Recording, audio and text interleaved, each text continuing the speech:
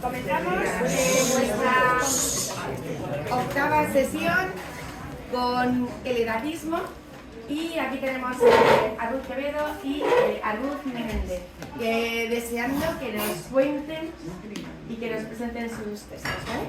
Cuando queráis. Muchas gracias.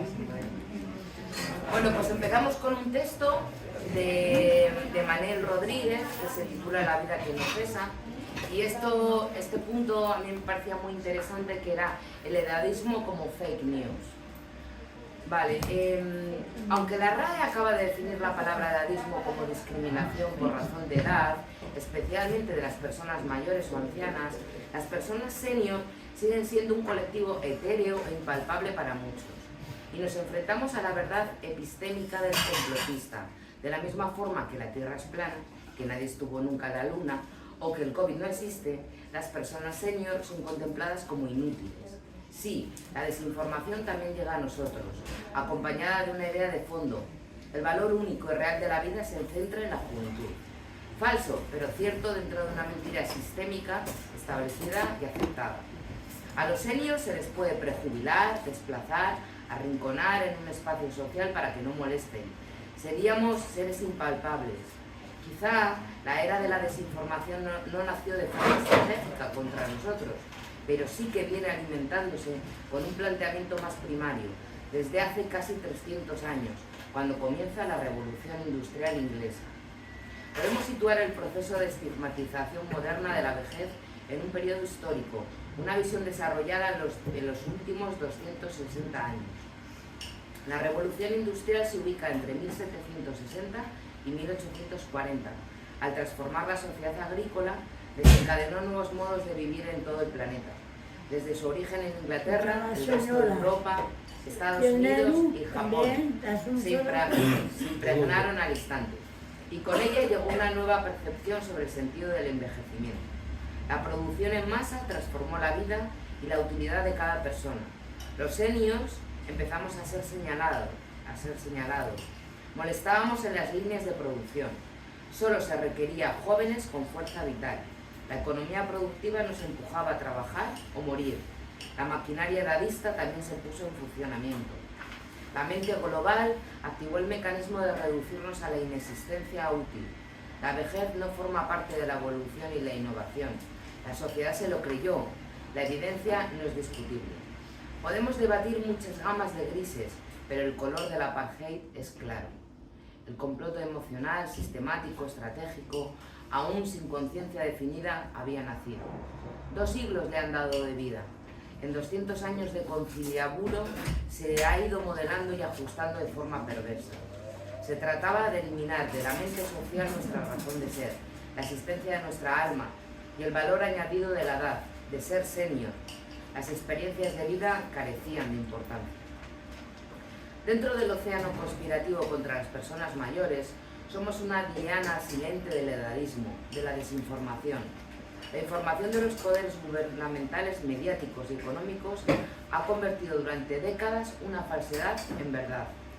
Generaron prejuicios sobre una gran capa de la sociedad y contaminaron al mismo grupo de personas de más de 60 años que captaron la mentira como una verdad propia. El culto a la mentira no nace con el trumpismo. Goebbels convertía una mentira repetida en verdad. Hoy la verdad se desplaza en un modelo inverso. La verdad es mentira. Aceptación de lo falso como certeza, enormemente peligroso. Existe un movimiento social y económico proyectado desde el fortísimo y lanzado en los años 50 sobre la necesidad de idolatrar a la juventud, que también es víctima del proceso, no culpable. Han sido tan utilizados como nosotros. Nació la idolatría a ser joven como único pilar de la sociedad, con sumisión tolerada de las personas mayores. Ellos también se lo creyeron. Desinformación conductiva.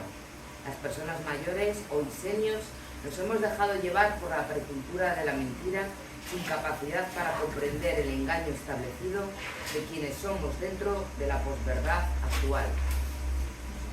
Ningún colectivo o partido nos ha avalado hasta las manifestaciones con la proclama «Soy viejo, no estúpido», que marcan una nueva acción de resistencia positiva en favor de las personas mayores. Por otro lado, Incluso asumimos los estereotipos con miopía generacional. Nuestra legitimidad como seres capaces y eficientes fue relegada a un indecente proceso tan solo de asistencia por parte de los poderes en cualquier ámbito. Una situación únicamente comparable con la situación actual de la mujer en muchos países, o en el nuestro, cuando no podían ser titulares de una cuenta corriente, o viajar al extranjero sin padre o marido. No interesaba una visión de igual a igual intergeneracional. Tribus más sabias conquistadas en el lejano oeste americano o en la Amazonía sí lo practicaban, es decir, el respeto que merecían los senios, la edad como sentido del honor, como un hecho irrenunciable, lógico y humano según las leyes del universo. Pues muy bien, después de esta introducción de este marco histórico-social, pues he elegido un texto de Ana Freixas, que también, del libro Yo Vieja, que también es un ensayo, y va bajando un poco a la tierra estas ideas de las que he comentado tú. A pesar de que todavía no tenemos una idea clara de cómo queremos ser al envejecer, podemos ir poniendo ya algunos andamios, elaborando diversas propuestas que nos sirvan para la construcción de una idea más global acerca de este periodo de la vida. Lo propongo como algo que podemos ir proyectando en común. Deberemos ser nosotras, las interesadas mismas, quienes promovamos los cambios, tanto a nivel individual como los de carácter social. Necesitamos desarrollar una agenda política por la vejez que dé espacio a vivirla con libertad, tranquilamente, a nuestro aire, con prácticas que favorezcan la vida en común, promover una ancianidad que no imponga nuevos estándares y expectativas inalcanzables. Ahora nunca, nadie vendrá a resolvernos los temas que nos atañen para que podamos vivir una existencia suelta en la vejez. La bomba. En nuestra sociedad conviven dos modelos dicotómicos de mujeres en la edad mayor: la viejecita pasita, que no aporta nada, a la que se le atribuye un listado de defectos como tacaña, reiterativa, pelma, lenta, quejica, olvidadiza e ineficiente. Y la vieja llena de vigor, activa y comprometida, y sobre todo con apariencia juvenil, con el sufrimiento y el gasto consiguientes, que se presupone que es una persona serena, tolerante, flexible, generosa, compasiva, eficiente, creativa, ligera, sabia, laboriosa, divertida. Como todas las dicotomías, ni tanto ni tan calvo. Frente a este pensamiento dual, sin salida, lo que sí parece claro es que a estas alturas existen muchos modelos de vejez femenina y que ahora disponemos de un buen puñado de cualidades que hemos ido adquiriendo a lo largo de los años, algunas de las cuales nos pueden hacer la vida algo más fácil.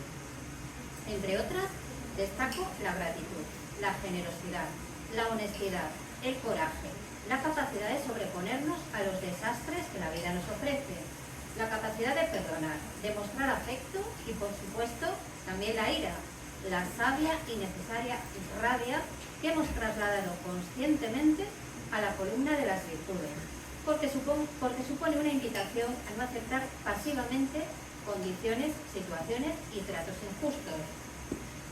Aprender a ser mayor requiere su tiempo. Es un largo proceso de continuo ajuste y reajuste respecto a la constatación de la irrelevancia social con que nos vamos enfrentando progresivamente. Esta nueva etapa que nos ha regalado la vida, me gusta definirla como un tiempo de dignidad, respeto y derechos humanos, algo que en ocasiones tendremos que exigir. Para ello necesitamos tener claros qué entendemos por vivir una vejez digna y respetuosa y ponerlo en práctica. Si queremos que las jóvenes generaciones, cuando lleguen a la edad mayor, dispongan de referentes válidos. El mandato del envejecimiento satisfactorio puede ser una fuente de tensión en la medida en que comprobamos que este objetivo está fuera de nuestro control. Este paradigma no pone en cuestión las relaciones de poder que tienen su origen en la edad, que la denigran y desvalorizan, y por lo tanto no elimina la discriminación edadista. La idea clave es que la persona pueda alcanzar un envejecimiento satisfactorio, un cuasi no envejecimiento, si realiza una serie de elecciones apropiadas y se esfuerza por llevarlas a cabo. Y por supuesto, el mantra es que para no envejecer hay que mantener el cuerpo con apariencia joven, si no queremos convertirnos en seres invisibles. Este énfasis en la conducta individual ofrece una dimensión moral al envejecer, de manera que el individuo es responsable de su éxito o fracaso, y si no consigue el objetivo es por su culpa. Mal andamos. Para hacer frente al edadismo necesitamos valorar la diferencia y validar la edad mayor como un tiempo diferente y significativo. Y aquí algunas sugerencias, insinuaciones y argucias. No ocultes tu edad, dila con orgullo. Ya sabes que la longevidad es un regalo, un logro, no una catástrofe. Lo malo, palmarla por el camino. Podemos nombrarnos sin temor, como mayores, como seniors, veteranas, viejales, viejas. Al fin y al cabo, lo somos. No queremos ser dramáticamente jóvenes sin afirmar dignamente nuestra edad. Nos ha costado lo nuestro conseguirla. No presumas de lo muy ocupada que estás desde que te has jubilado, tratando de confirmar que sigues ahí. Ya lo vemos. No pidas permiso para existir. Valórate, identifica y reconoce tu saber. Sé amable, agradecida y educada, dentro de un orden. De la misma manera que aprendimos a ponernos las gafas violetas, ahora podemos ponernos las gafas grises para mirar los múltiples aspectos relacionados con la edad con que nos topamos a diario. Aprendamos a identificarlos y a nombrarlos e incluso a denunciarlos. Conoce y exige tus derechos con firmeza y amabilidad, pero sin concesiones. Reconcíliate con tu imagen corporal y con la transformación de tu cuerpo. Luce con orgullo los signos de la edad, andares, arrugas, canas, incluido el injustamente denostado bastón. Revisa las ideas culturales que limitan tu erótica. Exige que se respete el derecho a tu intimidad. No dejes que tu puritana prole te reprima, faltaría más. No dejes que medicalicen tu diferencia. Tampoco necesitas hacer terapia porque hayas decidido vivir en una norma que no es la de todo el mundo. Y ser mayor mola mogollón. Bueno, yo estoy de acuerdo con algunas de los planteamientos de Ana Freisa, sobre todo que tenemos que elegir, que ir pensando en elegir cómo queremos vivir nuestra vejez y en la libertad, ¿no? Y en protegernos un poco entre todos. Luego ya con otras cosas no estoy tan de acuerdo porque ella pues parece que le marca mucho el ritmo a la gente, ¿no? Tienes que salir del armario de la edad, tienes que llevar canas o el pelo multicolor. ¿Y qué pasa si te gusta tu color toda la vida? Si te gusta el marrón o el rojo, ya no parece que no sirve. Parece que va un poco a la gente que parece más joven de lo que es, que tampoco es ningún problema. Entonces, bueno, desde la libertad sí que ofrece planteamientos que me parecen interesantes. Y a continuación, ya que nuestra compañera Charo ha publicado un libro precioso, Pura apariencia de otros cuentos, pues hemos elegido el final de uno de ellos, que se llama El aparador, para seguir adentrándonos en la vejez, ya en un plano cada vez más cercano. Final del aparador. Ya no era joven, ni fértil, ni bonita. Casi no le quedaban principios o estaban tan lejos que no los alcanzaba. Un vejestorio, eso es lo que era, con la cara y las manos llenas de arrugas, con lo bonitas que fueron. Y bueno, su cuerpo había ido declinando con la rapidez con la que se mueven las agujas del reloj, porque ahora el segundero, verdugo infatigable, le iba robando constantemente la vida sin pausa, y por muchos esfuerzos que hiciera para evitarlo, contándose historias en las que mezclaba los recuerdos, no había escapatoria posible. Quizá ese era el motivo por el que exhalaba profundos suspiros acompañados de lastimeros ¡ay! E inmediatamente comenzaba una perorata sobre los tiempos, la dignidad de las mujeres, el mercado de trabajo o cualquier otro tema sin tener en cuenta quién era su interlocutor ni dónde se encontraba. Había perdido esa suerte de recato social para mantener las distancias con los desconocidos y se dirigía a cualquiera, fuese adulto, anciano o chiquillo, opinando o reprendiendo. No le quedaba ya mucho tiempo para decir lo que pensaba, por eso no podía esperar. Aunque muchos de sus vecinos la tomaban por una chiflada o una excéntrica, le daba igual. Hacía tiempo que había dejado de importarle lo que el mundo pensara de ella. Entonces sí le importaba, cuando su vida con Berto pendía de un hilo que había ido tejiendo el silencio como un respaldo en el que apoyaban la cabeza y se esteaban cobijados por los hábitos. Entre sus amigos, ellos formaban una pareja estable, con proyectos e ilusiones. Ellos vivieron momentos críticos y ese fue uno de tantos. Ahora sabía que aquello formaba parte del proceso en que el amor se convierte en una profunda ternura y una mano grande y cálida elegida roza el abismo de soledad, el permiso para asistir a la propia decadencia y la elección para asistir a la del otro. Lo demás son variaciones sobre el mismo tema. Entonces estuvieron a punto de perder de vista la idea central del discurso, envueltos en palabras, reflexiones y matices que nos alejaban cada vez más. La necesidad de triunfar, de negarse el paso del tiempo, de sentirse deseados, de demostrarse que todavía eran jóvenes y no necesitaban del otro, el eterno nadie es imprescindible. Y luego, la distancia que se fue llenando de pequeñas complicidades, de gestos que reconocían, de vicios que ya no caían en el saco de los reproches, sino que se diluían en una broma y formaban parte de un lenguaje propio. Sin embargo, si en ese momento alguno de los dos hubiese tenido el valor de romper la baraja, todo habría seguido siendo parte del proceso, de otro pero no tan diferente, porque las sensaciones de impotencia, de alegría, de fatuidad, son tan antiguas como el hombre. Pero qué sencillo era descansar en unos brazos, sin decir nada, cuando el día nos comía las manos. Se le agolpaban los recuerdos, los mezcla. El caso es que desde que murió Berto, había empezado a entrar y salir de su casa gente diciéndole lo que tenía que hacer. Constantemente le daban órdenes, por lo tranquila que había vivido hasta entonces. No la dejaban en paz, quería tomar las medicinas, la sacaban de la cama, le obligaban a comer caldos de pollo que odiaba.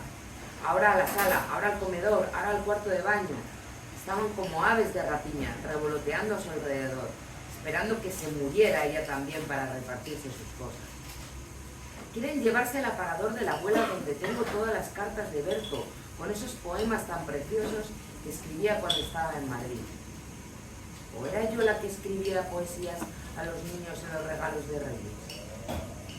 No recordaba, pero todo estaba ahí, en el aparador, tan al alcance de su mano que algunas veces desplegaba los papeles desgastados sobre la mesa y leía unas líneas que le servían de punto de partida para largas ensoñaciones, interrumpidas por alguna molesta visita. Ya llegan, oigo la puerta y sus pisadas. Esa chica me llama mamá y enreda por toda la casa. Buscará los poemas que tengo en el aparador. Que se vaya pronto y me deje pensar en las cosas importantes. No tengo mucho tiempo y todavía debo darle algunos recados a Berto. ¡Qué hombre! Dice que quiere tener un hijo, como si fuese un juguete más. Y no se da cuenta de lo que eso significa. No quiero más caldo, niña, pero mejor será no decirle nada, que se vaya pronto. No quiero hablar con ella, pero no deja de hacerme preguntas. ¿Te habla de este o de aquella? Yo le digo que sí, aunque no sé quién son. Me tira del pelo. Dice que tengo que estar guapa porque van a venir a visitarme, pero me hace daño. Que se vaya, no quiero ver a nadie. Ya le he dicho que no quiero que enreden el aparador de la abuela porque tengo mis cosas ordenadas. Sé que se lo quieren llevar, por eso van a venir todos, para esperar a que me muera. Dice que hoy es mi cumpleaños. Qué tontería, qué tontería. Nos gustó este cuento porque, aparte de una visión completamente diferente a la de Ana Freixa, ¿no? Desde el empoderamiento hasta la vulnerabilidad, ¿no? Y la ayuda de acompañamiento, Charo siempre juega pues al engaño, ¿no? Y parece que estás leyendo una cosa cuando realmente estás leyendo otra. Entonces, me pareció muy mal. A mí me parece muy interesante lo que hace Charo en este libro, ¿no? Porque aparecen a lo largo de los cuentos muchos personajes mayores, ¿no? Sí. Sí. También aparece mucho niño, entonces juega con esos dos rangos de edad.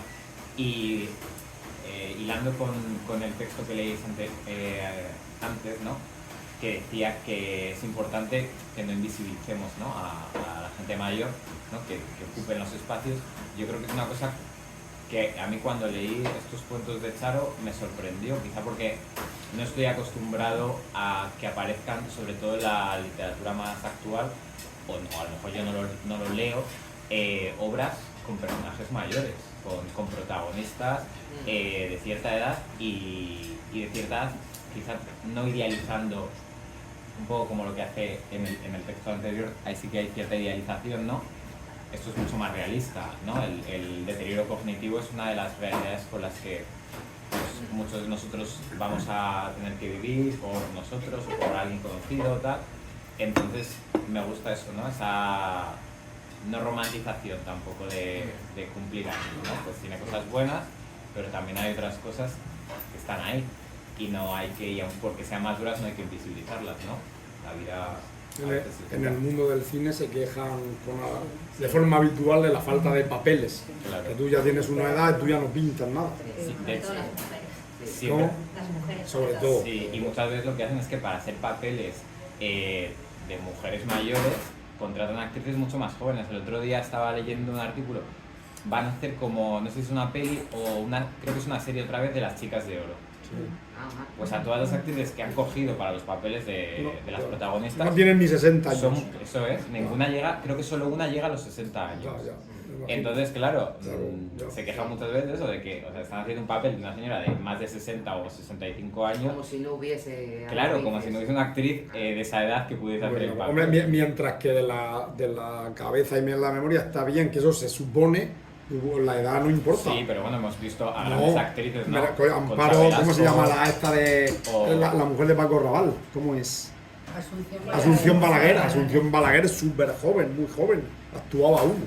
O sea, si tú tienes tus facultades, estar en condiciones, pues bueno, El tema vale. es el físico, que la mujer tiene un aspecto joven ya no vale. A un hombre no se le exige tanto. Claro, pero Sí. el tema también es que por qué se reniega, ¿no?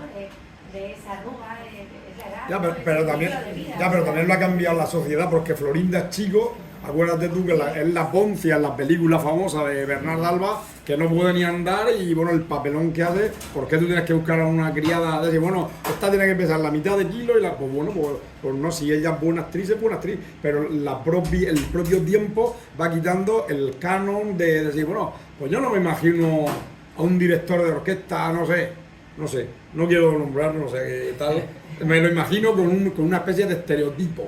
Sea un tío estilizado, con su levita, con su pelo moderno, no te imaginas que no sea así, ¿no? Porque ya nos hemos creado eso, creo yo, vamos. Claro, pero la cultura yo creo que es la que crea un poco los estereotipos que nosotros generamos, Sí, ¿no? claro. Viene Claro. sobre todo de eso, de que, pues eso, si yo veo series en las que las mujeres, la abuela de la familia, parece que tiene 45 años, ¿no? O muchas veces la madre del protagonista parece su hermana. Y pues al final esto va creando una perspectiva Claro, una general en la perspectiva sociedad, ¿no? cultural. Ya, claro que sí, está así. De todas formas, yo no lo sabía y este tema me ha ayudado a saberlo, que era un dato que yo desconocía, y es que las personas de 70 años, cuando se van a renovar el DNI, les dan un DNI que caduca el 1 de enero de 1999, sí, claro. O sea, ya la sociedad te está marcando. Tú en ninguna empresa vas a confiar Eso es. si una empresa tiene una caducidad del 1 de enero de 1999. O sea, es terrible. Un amigo mío americano, ¿sabes lo que le ponían la caducidad? Hasta la eternidad. Así, tal cual, ¿eh? Le ponía eso. Título de películas. Hasta la eternidad. Que se fían de ellos. No tenía que fijarse en fechas. Como con el carnet de conducir, ¿eh? Que les limita. No, Claro. escucha, Erika, yo creo que el carnet de conducir no debería pasar y pasa. O sea, debería pasar y no pasa. No sé, usted a partir de tal edad, usted no puede conducir porque sus facultades no están mermadas. Tienen restricciones. Lo que pasa es que eso no se sabe, pero un día mi padre se lo explicaron con el DNI. Dice, este número de aquí, el DNI, no, perdón, El de conducir. Solo puede Sí. conducir en un radio Vía de 10 urbana, lo que kilómetros sea, ahora sí, ahora sí. Y nada de autovía. Pero claro, Lo que pasa es que se lo están saltando. pero claro, yo te quito el permiso, pero ¿quién te quita? Yo no te quito el coche. ¿Cómo te requiso el coche? Pues lo cogen. Bueno, pero el permiso se lo puede, si no pasa el psicotécnico también se lo quita. Ya, pero tú puedes coger el coche. Hombre, sí, pero ya está actuando el estado de Bueno, ya, pero bueno. ¿Cuánta gente despistada se ha metido en sentido contrario porque ya no se sabe orientar? Eso ha pasado así, ¿eh? No ha pasado, pero hay muchos que lo hacen muy bien.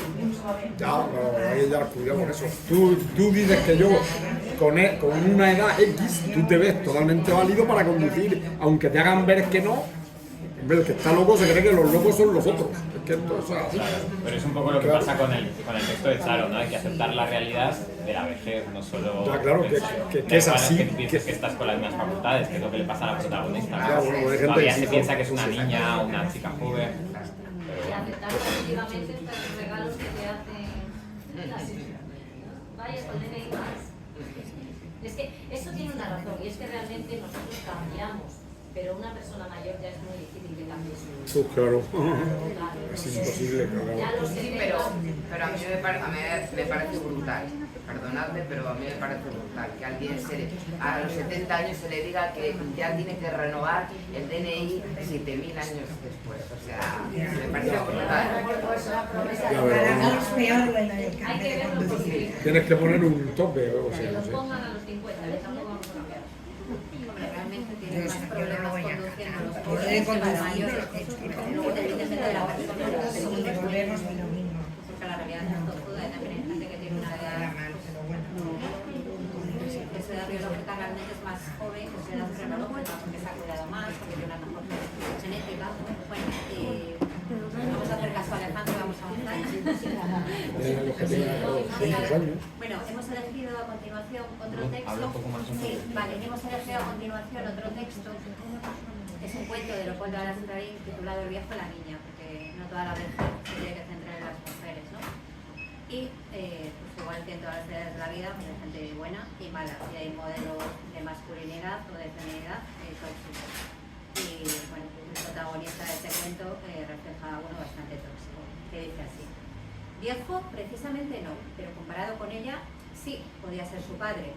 Esto bastaba para que los dos se vieran separados por un abismo de tiempo, y lo mismo que ellos, la madre de ella y el mundo, que los dejaba andar juntos y solos, sin desconfianza ni sospecha.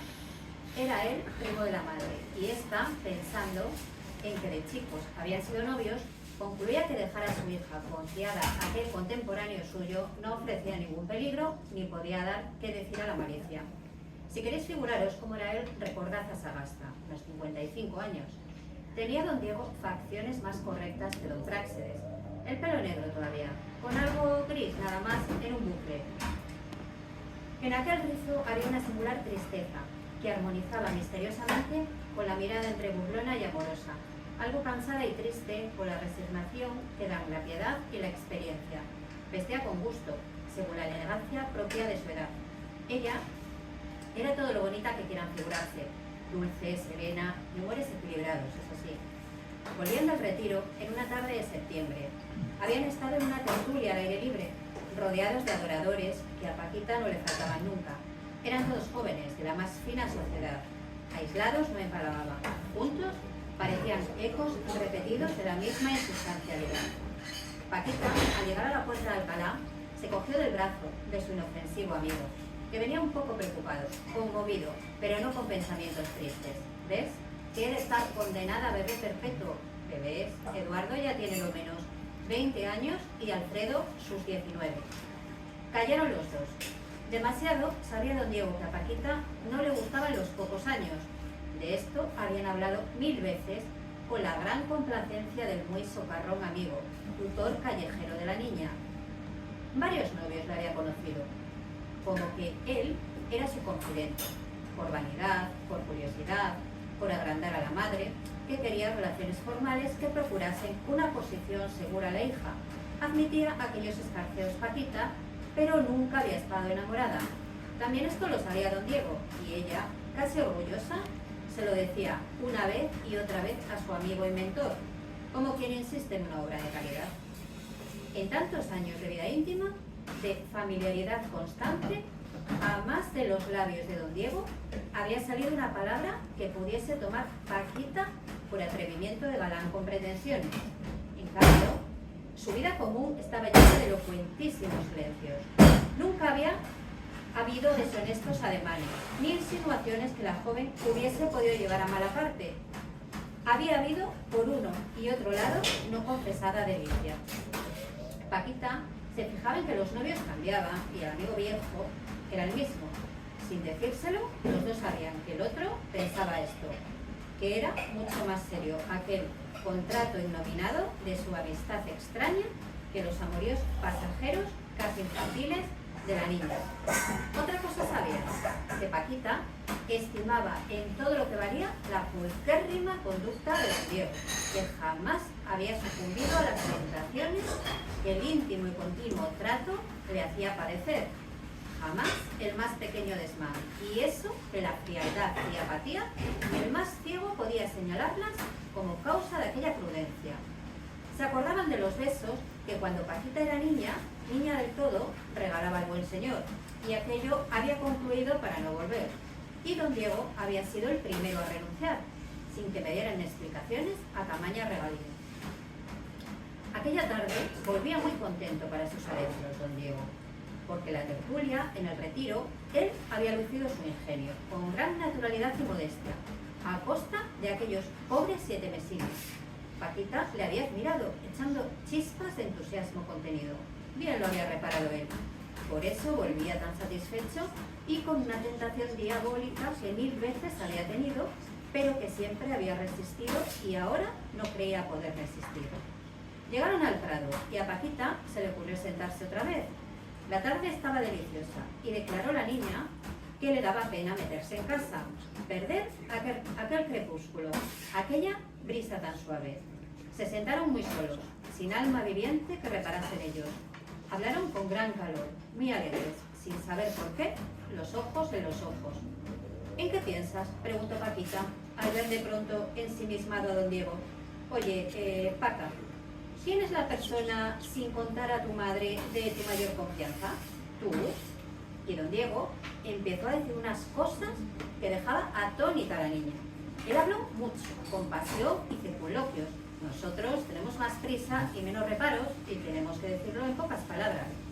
Don Diego propuso que jugaran un juego que era una delicia, al cual solo podían jugar 2 personas de sexo diferente, si el juego había de tener gracia, y que se fiaran en absoluto la una de la otra.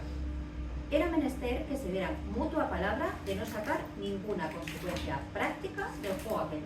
Consistía la cosa en confesarse mutuamente, sin reserva de ningún género, lo que cada cual había pensado y sentido acerca del otro, lo malo, por malo que fuere, lo bueno también. Y después, como si nada. No debía ofenderse por lo desagradable ni sacar partido de lo agradable. Paquita sentía calentura. Había comprendido y sentido la profunda y maliciosa voluptuosidad moral, es decir, inmoral del juego. Había que decir todo de aquel amigo, cuantas escenas la imaginación había trazado haciéndole figurar a él. Paquita se quedó pálida, quiso hablar y no pudo. 2 lágrimas asomaron a los ojos y sin mirar a don Diego volvió la espalda y con paso lento echó a andar, camino de casa. El viejo, asustado, horrorizado por lo que había hecho, siguió a la pobre amiga, sin osar emparejarse con ella, detrás, como un criado. No se atrevía a hablarle. Solo al llegar al portal de ella, osó decir: Paquita, ¿qué tienes? ¿Qué te he hecho? ¿Qué dirá mamá? No hablaría. Su madre no sabría nada, pero al llegar a la escalera echó a correr, llamó a la puerta y cuando abrieron, cerró con prisa, dejando fuera al mísero don Diego, el cual salió a la calle aturdido y avergonzado, y cuando vio a 2 del orden, sintió tentaciones de decirles: llévenme ustedes a la cárcel, soy un criminal. Mi delito es de los más feos, de esos cuya vista tiene que celebrarse a puerta cerrada, por respeto al pudor, a la honestidad. He querido señalar porque con esta obsesión de algunos hombres por consumir cuerpos jóvenes, de mujeres jóvenes, claro, llegamos a la prostitución, ¿no? En un país como España, con un número de mujeres prostituidas y de puteros altísimo, en el que, según datos de Interior, pues el 90% de esas mujeres no son prostitutas, sino mujeres prostituidas, que están obligadas o al menos explotadas. Entonces, lo que convierte a estos viejos verdes en violadores, porque si la tía no quiere tener esas relaciones sexuales, que no las quiere tener así porque no considera que esas son las esa manera justa en las que ella las tendría, es una violación, es el crimen de violencia de género. Entonces todavía hay mucho de esto. Esta obsesión por consumir cuerpos jóvenes no lleva solo a la pederastia, al incesto, lleva también a la trata de blancas y bueno, a la molestia continua para todas las mujeres, que desde que eres una chiquilla hasta que les pareces vieja, pues cualquiera se crea con derecho a mirarte de arriba abajo, lanzarte una mirada sucia, decirte lo guapa que estás, etc. O sea, es un modelo de masculinidad muy tóxica y que lleva la literatura pues, desde tiempos inmemoriales. Este relato en concreto es de 1899. Vale. Bueno, pues ahora vamos avanzando en edad y nos toca la franja de los 57. Esta obra, no sé si la habéis leído, se titula Recursos inhumanos y es una obra francesa y os lo aconsejo enormemente porque es brutal, es muy buena. Es un señor de 57 años que era directivo de recursos humanos y le echan por mayor. Entonces, durante 4 años está sin trabajar en la desesperación del paro y cuando le ofrecen una plaza, un puesto de dirección, hace todo lo posible, incluso robar a su hija dinero para conseguir ese trabajo. Entonces, es la desesperación en esta obra total y absoluta de alguien que se queda sin trabajo a los 57 años. Vale, y dice así: Nicole dice que soy siempre muy negativo y que de hecho las cosas no suelen ir mejor de lo previsto. Y vuelve a tener razón. Hace 2 días estaba completamente deprimido. Pongámonos en la situación: 11 adultos en una sala, delante de un examen como en el colegio. En sí eso no tiene importancia, al fin y al cabo nos pasamos la vida siendo evaluados. No, lo que me impresiona es percatarme al entrar en la sala de que soy el más viejo, de que soy el único viejo. 3 mujeres y 7 hombres de entre 25 y 35 años, que me observan como si fuese un error de casting o una curiosidad paleontológica. Era de esperar, pero aún así desmoraliza. Lo recibe una chica de nombre polaco, Olenka, no sé qué. Guapa, muy polaca, resplandeciente, glacial, cortante. No sé a qué se dedica en BDC, no ha dicho nada. Pero a juzgar por su actitud autoritaria y su firme aire directivo, es evidente que da todo lo que tiene, que vendería su alma para ser creíble. Debe ser una becaria sin remuneración. Tras ella se ven unas carpetas apiladas, las pruebas que va a distribuir en unos minutos. Empieza dando una pequeña charla. Nos han seleccionado a nosotros 11 entre 137 candidatos. Durante un milisegundo reina en la sala una ligera atmósfera de triunfo silencioso, embriagador. Presenta después el puesto por cubrir, sin desvelar el nombre de la empresa que contrata.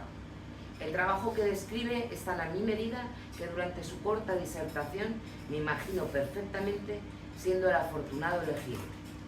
Pero vuelvo de inmediato a tierra cuando nos entrega una carpeta con 34 páginas que contienen preguntas abiertas, cerradas, semiabiertas, medio cerradas, 3/4 partes abiertas. No tengo ni idea de cómo van a evaluar eso. Y nos anuncia que tenemos 3 horas por delante. Me han cogido desprevenido. Me he empollado sobre todo en la legislación, pero el cuestionario está muy orientado a gestión, formación y evaluación. Tengo que recurrir a mi experiencia, así que intento recordar información que me parece que data de la era del diluvio. Desde que dejé de trabajar he perdido todos los reflejos. Todavía no he asimilado los nuevos métodos ni los artilugios último modelo que he descubierto hace 2 días con Nicole. No consigo introducirlos en el contexto de las situaciones concretas que nos plantean. De vez en cuando me atrevo con una respuesta en la que cuelo expresiones de moda lo mejor que puedo. Es lo único que puedo hacer, rellenar. Durante la prueba me doy cuenta de que estoy escribiendo mal, de que a veces mi letra es prácticamente ilegible. Tengo que esforzarme en las preguntas abiertas. Me siento casi aliviado cuando hay que responder marcando cruces. Parezco un chimpancé, bueno, un viejo chimpancé. A mi derecha hay una chica de unos 30 años que guarda cierto parecido con Lucy. Al principio he intentado lanzarle una sonrisa de complicidad, pero me ha mirado de arriba abajo, como si le hubiese tirado los tejos. Cuando termina la prueba estoy agotado. Salen todos los candidatos, saludándose apenas con la cabeza, como vecinos distantes que se cruzan por casualidad. Fuera hace sol. Habría podido ser un bonito día para una victoria. Camino en dirección a la estación de metro y siento que cada paso me hunde un poco más.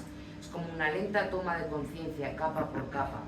He dejado un montón de preguntas sin responder y del resto solo recuerdo las respuestas correctas diferentes de las que he dado. Los más jóvenes en este tipo de exámenes están como pez en el agua. No es mi caso. Era una competición destinada a un tramo de edad al que no pertenezco. Intento calcular con precisión las preguntas que he respondido mal, pero pierdo la cuenta. Es horrible. Es tremendo. Tremendo. Muy duro, muy duro. Muy duro. Se trata de lo que siente, ¿no? De la frustración ante lo que se le está pidiendo, que ya sabe que no va a ser solucionado. Pero si quiere entrar dentro del segmento del perfil que estamos dando. Exactamente. Que Pasar por ese sufrimiento. lo que nos has contado un poco del libro me hace pensar en cómo, por la sociedad en la que vivimos, ¿no? que a la mujer y al hombre exige cosas distintas frente a la mujer que cuando llega a la vejez le exige que siga siendo joven y que siga siendo guapa y que siga siendo sexy, ¿no? Y la mujer lo pasa mal porque no se puede seguir siendo joven cuando envejeces. El hombre se frustra mucho cuando deja de ser el elemento que trae el dinero, el elemento útil, el elemento productivo, ¿no? Claro. Entonces, eso es una cosa que he visto mucho en mi entorno, ¿no? Cómo afecta de forma muy distinta la vejez y la jubilación a hombres y a mujeres. Porque frente a que la mujer sigue teniendo su espacio en la sociedad, ¿no?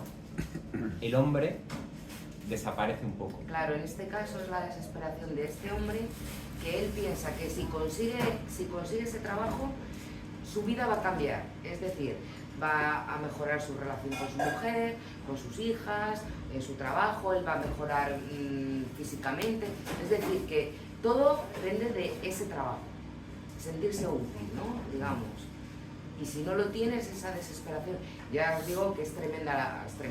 O sea, es hasta un juego de roles, va a la cárcel. O sea, es tremendo la novela.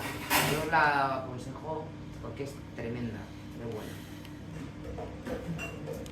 Bueno, y de la mediana edad pasamos al siguiente texto, que toca la juventud, que está personificada por Santi, que es uno de los protagonistas de La Edad de la Ira. Es un periodista que investiga que ha llevado a un chaval de 16 años a reventarle la cabeza a su padre con una máquina de escribir y a matar a su hermano con unas tijeras. Supuestamente lo ha hecho él. Entonces, aquí vamos a tocar lo que es la juventud y distintas formas de percibir a los adolescentes.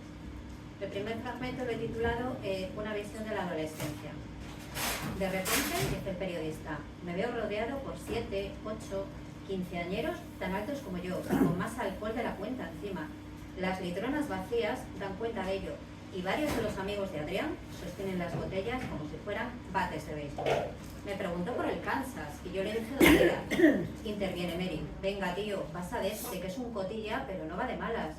Le agradezco sus palabras y confío en que eso baste para dispersar a este grupo de adolescentes cabreados que en el fondo estarían encantados de pagar conmigo su rabia. Rabia porque, según he podido saber gracias a la propia Mary, los padres de Adrián, igual que los de muchos de ellos, se han quedado recientemente en el paro por culpa de la crisis. Rabia porque la mayoría están viviendo su adolescencia en un contexto gris y violento, un entorno de enfrentamiento y de egoísmo donde los adultos no empleamos otras armas muy diferentes a las litronas con las que me amenazan, distintas, tal vez, pero igual de sangrientas. Pasa de Adri, de verdad. Mary lo agarra de la cintura y le da un sensual mordisco en el cuello. Las hormonas pueden más que la ira y el líder pide a sus acólitos que abandonen la posición de ataque. De pronto, todos regresan a sus bancos y ellos y ellas vuelven a beber y a morrearse como si yo jamás hubiera estado ahí. Bueno, pues tras esta visión de los adolescentes que hacen botellón, que son un poco violentos, hay mucho más, ¿no? Porque esta es una poliédrica. Entonces, he elegido otro fragmento, el que he titulado El otro lado de la moneda. A Marcos, a Raúl y a mí nos encantaba ir a la filmoteca. No se lo decíamos a nadie, claro, para no ser los raros de la clase, pero nos encantaba escaparnos allí y ver las pelis clásicas. Luego, si nos gustaban mucho, nos las descargábamos, como la del Tercer Hombre, que nos parece estupenda, o las de Hitchcock, las hemos visto todas. Me sé Rebeca casi de memoria. ¿Qué tema más moderno para una peli tan antigua? El rollo lésbico de la prota y todo eso. Me ponen esas historias turbias no definidas. La única peli que no nos gustó fue Ciudadano Kane. No sé, nos habían hablado tanto de ella que nos pareció un poco bluff. Nos gustó más La Dama de Shanghái y Hilda. Vamos, el cine negro en general. Bueno, pues esos son los alumnos, ¿no? A veces enfadados, se les pasa rápidamente. A veces dan miedo, dices, madre mía, qué pintas, parece delincuentes juveniles. Pero bueno, luego pues son chavales que son creativos, que son buenos, que les interesa la cultura. Y no todas, pero bueno, lo que les interesa a cada uno. Y como la verdad no tenemos esta imagen de que al adolescente le interesa la cultura, me he dado cuenta de que igual no han cambiado tanto las cosas como parece que han cambiado, porque me ha hecho recordar cuando yo era adolescente y yo me gastaba toda mi paga de la semana en el cine. Me daba para ir una tarde al cine sí y una tarde al cine no. A mí el cine me fascinaba. Y dices, bueno, pues no es tan diferente aquello de lo que veían Ando López en los institutos hace pocos años. O sea que igual tenemos una visión reduccionista de los chavales.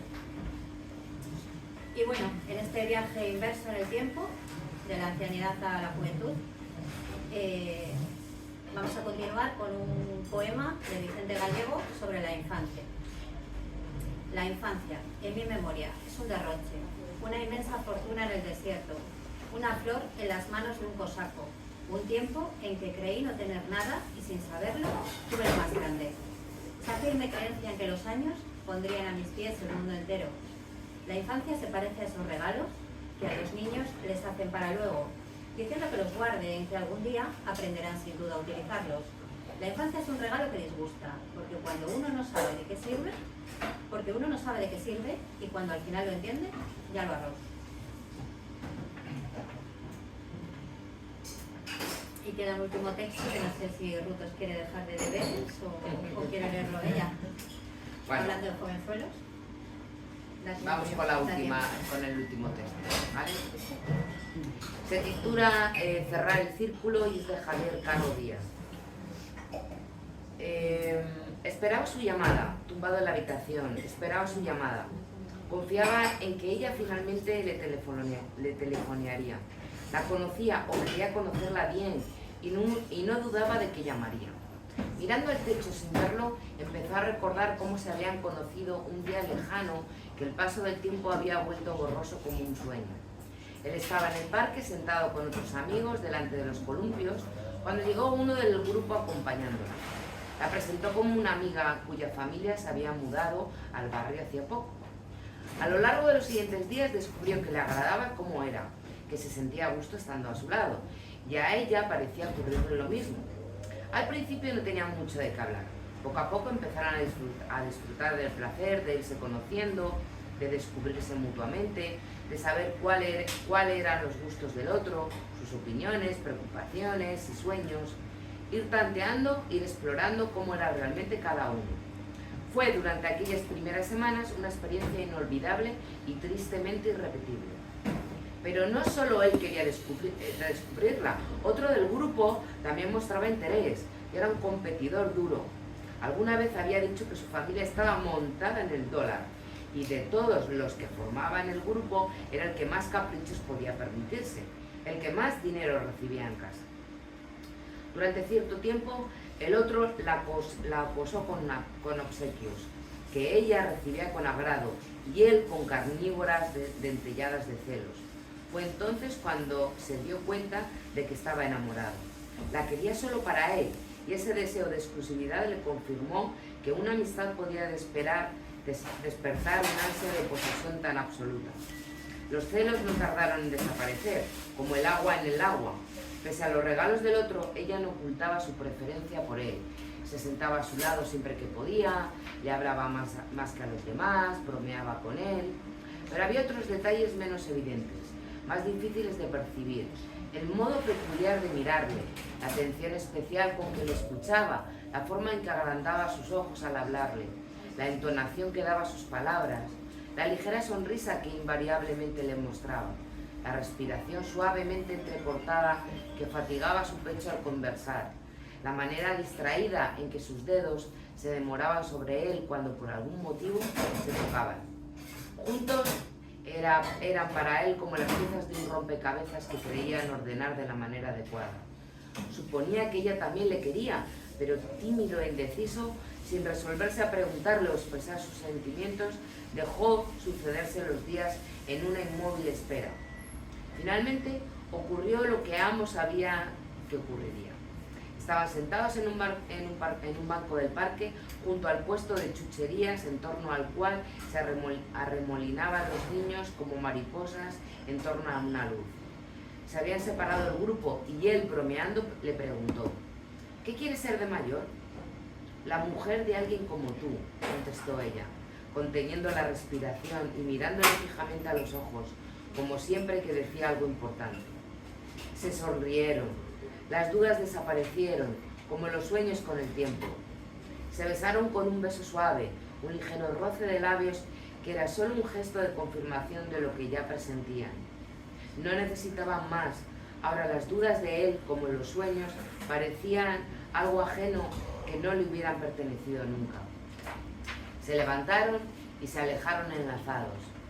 Al pasar frente al puesto de chucherías, el dueño, con el que a veces hablaban, le saludó con asombrada ternura, sorprendido de verles así, a su edad.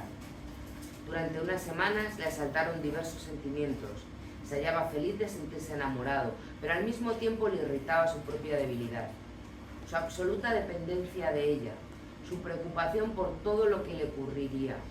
Le hacían dolorosamente vulnerable, exageradamente sensible, y le molestaba sentirse tan frágil. Notaba igualmente que no era el mismo de antes, que estaba perdiendo algunos rasgos de su carácter. Su deseo de amoldarse a ella le habían hecho cambiar, le había llevado a limar ciertas formas de su comportamiento. Era como el helado que compraba su familia los días de fiesta, un bloque compacto que empezaba a deshacerse con el calor, a hacerse difuso en sus rígidos contornos. Estaba enamorado de ella, pero no entendía el porqué. No comprendía qué era lo que le hacía diferente de las demás del grupo. Intentaba justificar su propio amor sin conseguirlo, su forma de hablar, de moverse, de reír, de pensar. Nada le parecía definitivo para despertar en él esa pasión, precisamente por ella. Resignadamente decidió que era igual que las demás, pero que era ella. Los días pasaron suavemente, felices, casi sin sentir.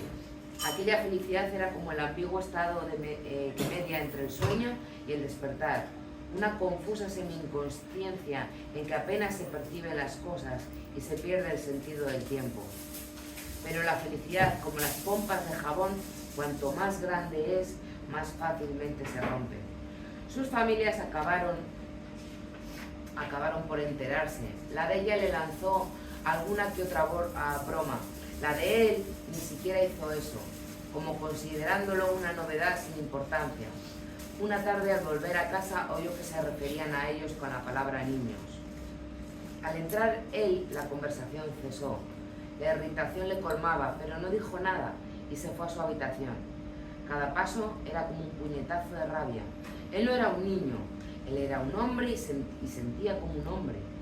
¿Qué importaba lo que dijeran? No era un niño. Pocos días más tarde, después de comer, estaban todos sentados en silencio, ocupados en un libro, en el periódico, en coser, en un tebeo. La radio ronroneaba suavemente como un murmullo de fondo. El locutor presentó una nueva canción. Las notas comenzaron a desgranarse con un acento cansado de años. Una voz joven de mujer cantaba a su amante: «No tengo edad para amarte».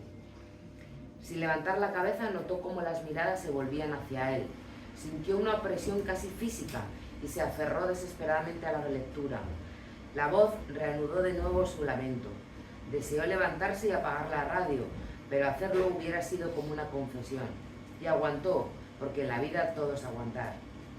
El paso del tiempo no cambió. Su familia comprobó que aquel supuesto capricho pasajero no desaparecía, y quizá se hubiera resignado a consentir aquella ambigua situación de no haberse entrometido los vecinos del barrio. Los cuchicheos, las sonrisas, los comentarios determinaron la intervención de su familia. Le dijeron que debía cortar su relación con ella, que no tenían edad para eso, que no sabían bien lo que estaban haciendo, que estaban siendo motivo de risa, que aquello no era ningún juego, que tras cierto tiempo sin tratarse se les pasaría. Él intentó defenderse, pero lo hizo con desgana, como una acusada que no le preocupaban los cargos ni le importaba la sentencia, pues no piensa cumplirla. Sabía que no iba a convencerles, así que esgrimió algunas justificaciones insulsas y calló las que más le seducían. Calló que si había edades para amar, también debería haberlas para el sentimiento opuesto, el odio, pese a lo cual nunca había oído a nadie sostener tal cosa. Calló que sabían perfectamente lo que hacían, que no estaban jugando, que no representaban, no actuaban, sino que sentían lo que hacían y decían. También calló que no le importaban los demás, porque uno ha de vivir para sí mismo y no para los otros, porque uno debe elegir la opción que puede hacerle más feliz. Pero no les dijo nada de ello. No le entendía ni a él, le preocupaba que le entendieran ni lo que le dijeran, y calló. También ella había tenido problemas con su familia, y el resultado había sido una prohibición tan intransigente como la recibida por él. Ambos sabían que sus familias no iban a cambiar, y ellos tampoco. Sin embargo, dependían de sus familias, y no podían vivir por su cuenta. Así que a él se le ocurrió una forma de conseguir que se dieran cuenta de que realmente sentía lo que decían, de que no se trataba de un juego, escaparse juntos. Ella dudaba, él se lo planteó como un paso definitivo, pues no podían vivir por sí solos, sino como una demostración de decisión, de energía. Marcharse y volver a los 2 o 3 días les haría ver que estaban convencidos, resueltos, pero ella seguía dudando. Finalmente llegaron a un acuerdo. Se separarían y ella lo pensaría durante el resto de la tarde. Si se decidía a escaparse, le telefonaría a casa por la mañana y se irían aquel mismo día. Si no, no le llamaría y se verían por la tarde en el parque para hablar de nuevo. Y ahí estaba él, tumbado en la habitación, esperando su llamada. Sabía que si había alguna, solo podía ser de ella, pues era prácticamente la única persona que le telefoneaba. Tristemente, sentía los minutos escapársele como agua entre las manos. Deseaba desesperadamente que telefoneara. Era la mejor forma de solucionar los problemas. Así demostrarían que su amor no era un capricho y se demostrarían a sí mismos hasta qué punto se necesitaban. Sabían que en la vida podrían cansarse de todo menos de amarla. No concebía el mundo sin ella, no entendía la vida sin tenerla a su lado. El futuro no le preocupaba, porque sabía que el futuro, como el pasado, no existe, solo existe el presente. Y el presente era esa llamada que estaba esperando. Y entonces, con un lejano quejido, parecido a un llanto, sonó el teléfono. Alguien lo cogió. Tras unos momentos oyó como unos pasos se acercaban a su habitación. El tiempo se dilató, haciendo eternos los segundos. Una figura pequeña se recortó en la puerta. Mirándole desde el umbral, con una sonrisa cómplice, le dijo su nieto: «Abuelo, es para ti».